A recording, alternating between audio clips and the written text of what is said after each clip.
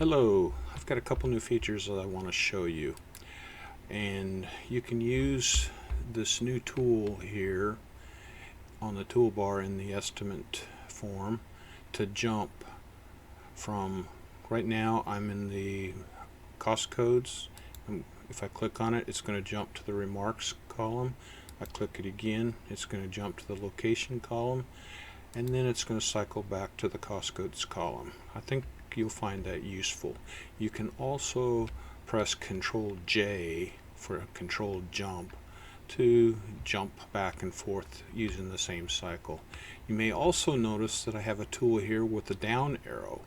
The down arrow jumps clear to the bottom of the estimate, and if you do a right click on that button, it jumps to the top. Now I'd like to show you a couple of things that I added to the printing.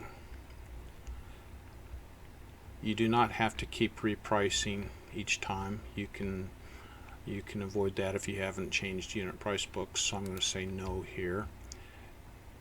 And it's recalculating the estimate. It recalculates every time no matter what. Now this is the report's print preview settings. You can tell it where you want the reports to start and what size they are, so that way you don't have to keep resizing them. You can get them the size that you want.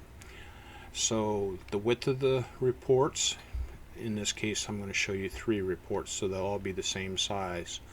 It tells you the starting left point. In this case I'm using a second screen, so this number is rather high, but if you're using one screen, it'll be in the neighborhood of 0.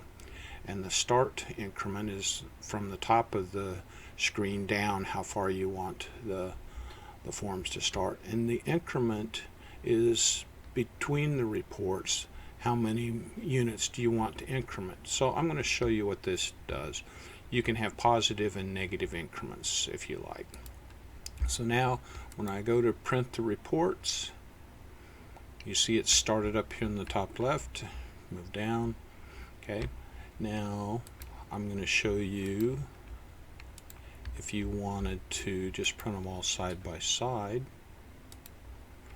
You have 0 for the increment. And now when we print them, they're just going to print side by side. You can stack them in any method that you like. I hope you find that feature useful.